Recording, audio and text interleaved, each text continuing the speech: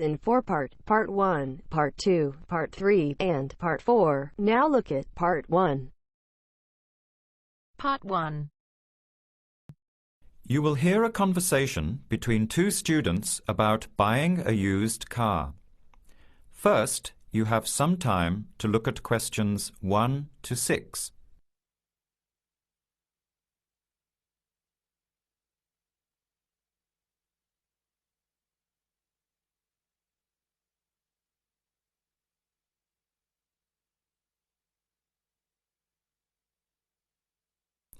Answer the questions as you listen.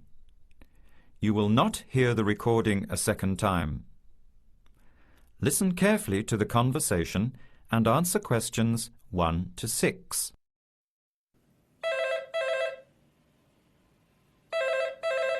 Hello.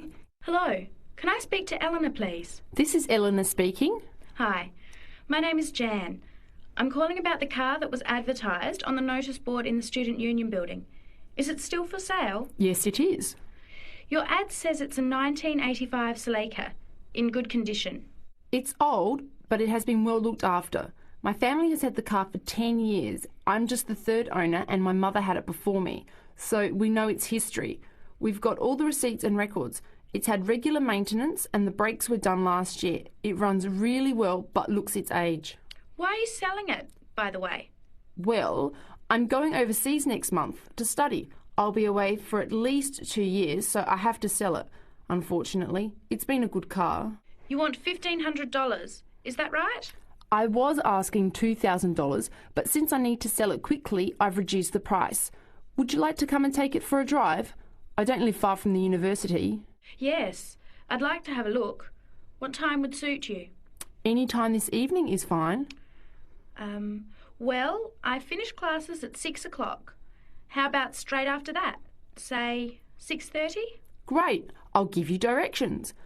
When you leave the main gate of the university, turn left on South Road and keep going until you get to the Grand Cinema. Take the first right, that's Princess Street. I'm at number 88 on the right. So it's 80 Princess Street? No, it's 88 Princess Street and the suburb is Parkwood.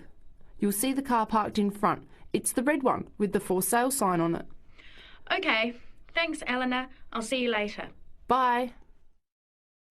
Before you hear the rest of the conversation, you have some time to look at questions 7 to 10.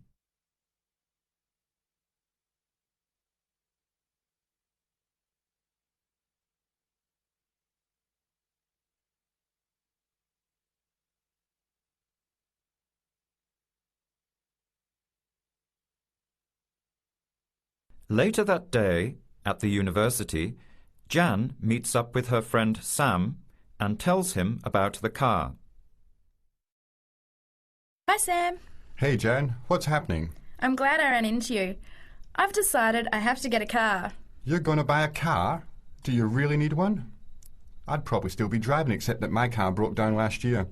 Instead of getting another one, I just moved closer to the university and went back to riding a bike. Better for the environment, better for my health, and I save a lot of money. Did it really cost that much? Well, when you think of registration, insurance, rising petrol costs, parking plus maintenance and repairs, it adds up. I know it's going to be expensive, but I really need my own transportation. It takes half an hour by bus each way to university as it is. But now I'm working at night in the city. There's no way I want to hang around waiting for a bus late at night, then walk 3 blocks home alone. Hey, I think you've got a point there. So what kind of car are you looking at? It's an 85 Celica, same kind as I used to have. The owner's asking $1,500. That's pretty old. How many kilometres has it done? You know, I forgot to ask. I'll have to check tonight when I go to see it. Would you be able to come with me to have a look? At about 6:30? Sure, I'll come, but I don't know a lot about cars. I do know one thing, though. I wouldn't buy an old car without having a mechanic look at it first. That's a good idea. But won't it cost a lot? Not really.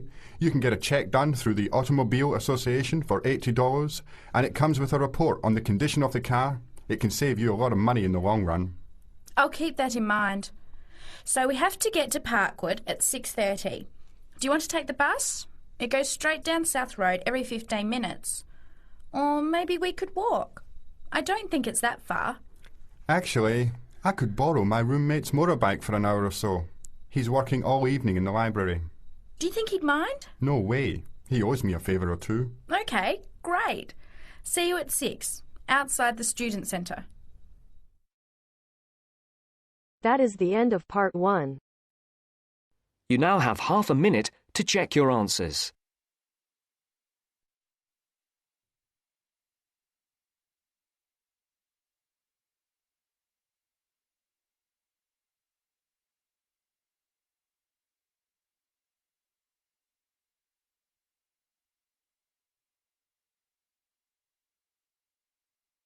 Now turns to part 2.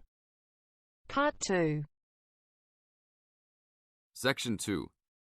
You are going to hear a lecture about dining services. First, you have some time to look at questions 11 to 14.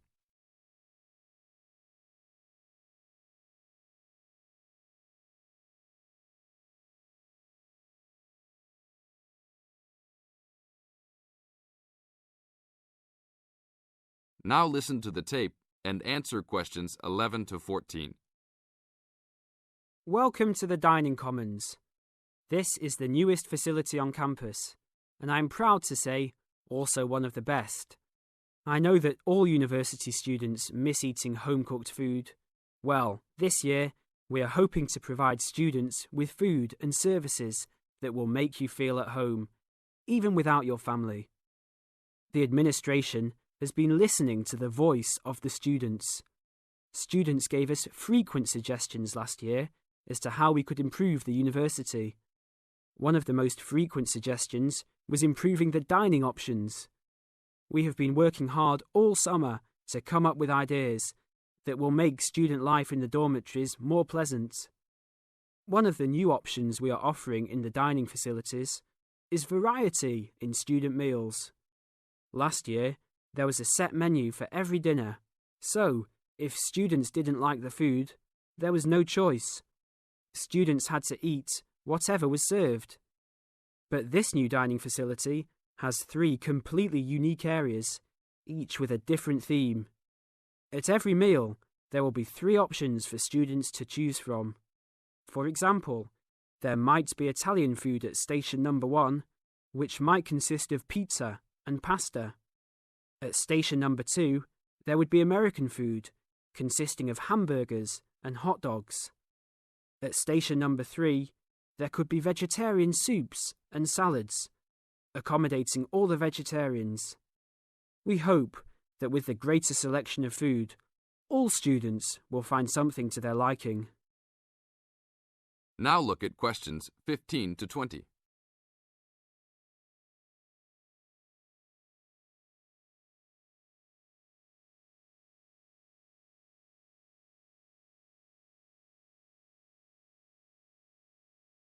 Now listen to the tape and answer questions 15 to 20. Not only will students have more options, the food will also be better. Each section of the facility will have a head chef. These are real chefs that have been trained in culinary school and have been hired specifically by the school to work in the dining facilities. All of the chefs have a speciality. The school is hoping that these chefs will prepare better tasting and more nutritious food. Every student will be able to make suggestions and also give their input as to which menus taste better. Last year, many students complained that the dining facilities didn't have very convenient hours. This year, we hope to change that. We will open for breakfast at 6 a.m. to accommodate all the early risers. In the evenings, we will open until midnight for all the students that like to go for a late-night snack. The afternoons will still remain closed, but we will have a student store open that will provide all students with drinks and fruit. The student store will be open every day from 2 p.m. to 5 p.m. Every student that has paid full tuition and dormitory fees has already paid for their dining facility fees. Students can eat at any time and in any amount for free. if you are a student that does not live in a dormitory, you can still purchase a dining facility card. This card will entitle you to the full services of the dining facility. This card is available only for students and is not open to the general public. If you are not a student and wish to dine here, you must purchase meals at the door. There are a few rules to follow. Even though we do not limit the amount of food that can be taken, we do not want students to waste food. Please do not take more than you can eat. Also, every student must clean his or her own trays and plates. We will provide plates and trays for student use, but please do not abuse these items. Please do not leave your plates on the tables. Your parents are not here to clean up after you anymore, so I hope all students will be responsible. Thank you for your attention and enjoy the upcoming year. That is the end of part 2. You now have half a minute to check your answers.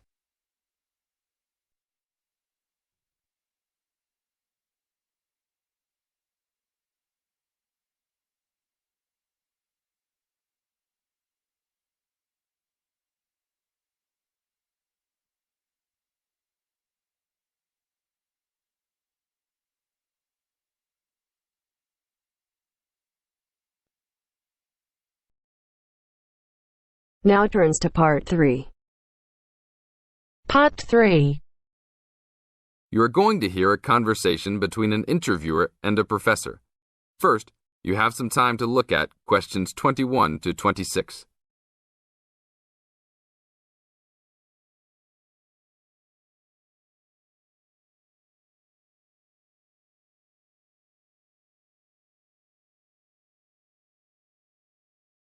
Now listen to the tape and answer questions 21 to 26.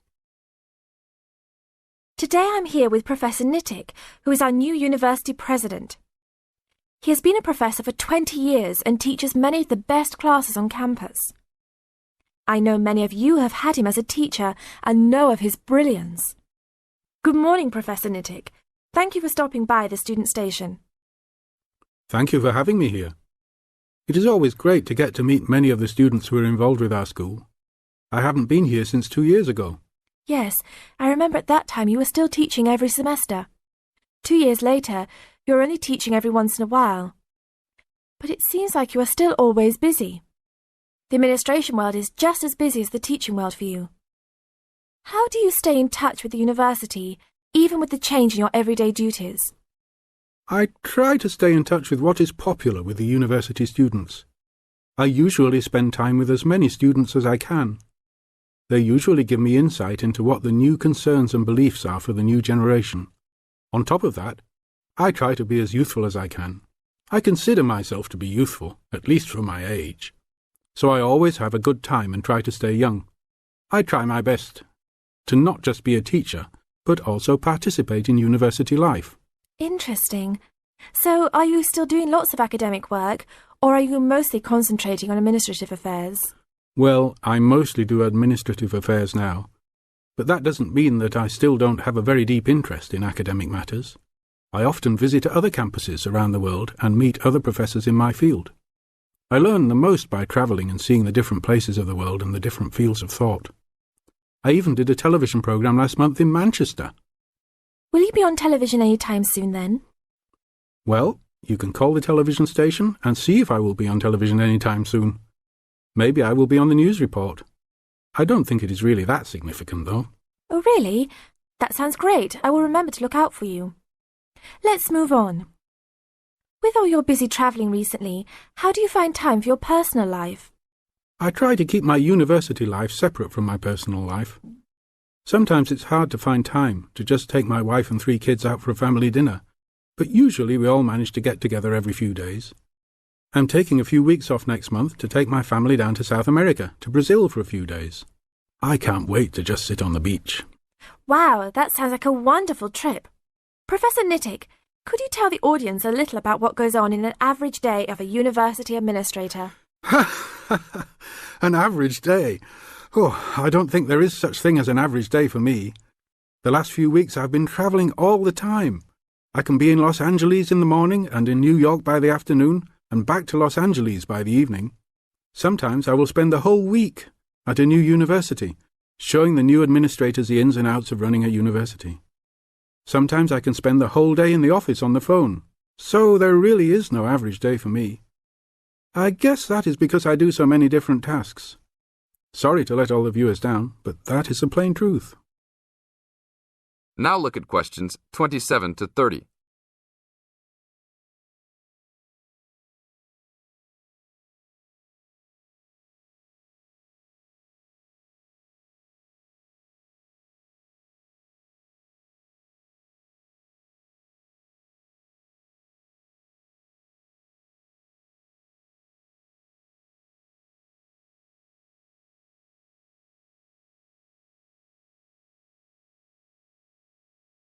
Now listen to the tape and answer questions 27 to 30.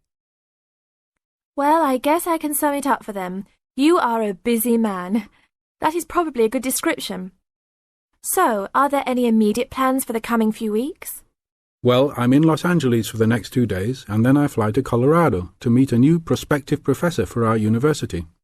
I will be in Colorado for about a week. Then I go to Japan for the next 10 days to meet with our university branch in Japan about record sales there. After that, I return to Los Angeles for a week, just in time for the graduation of the class of 2001. There you have it, my next month's schedule. Thank you very much, Professor Nittick. I always enjoy having you on our show. We hope to have you back on our show next time.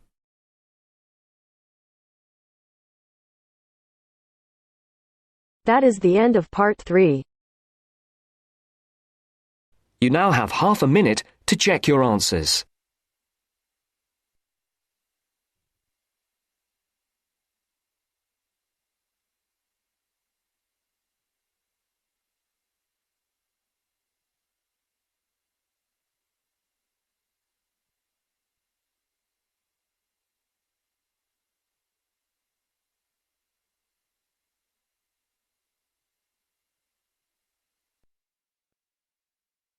Now turns to part 4.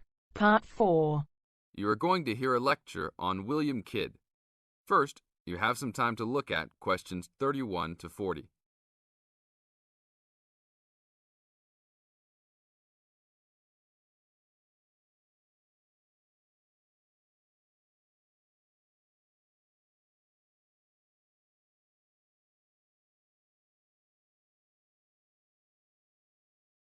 Now listen to the tape and answer the questions.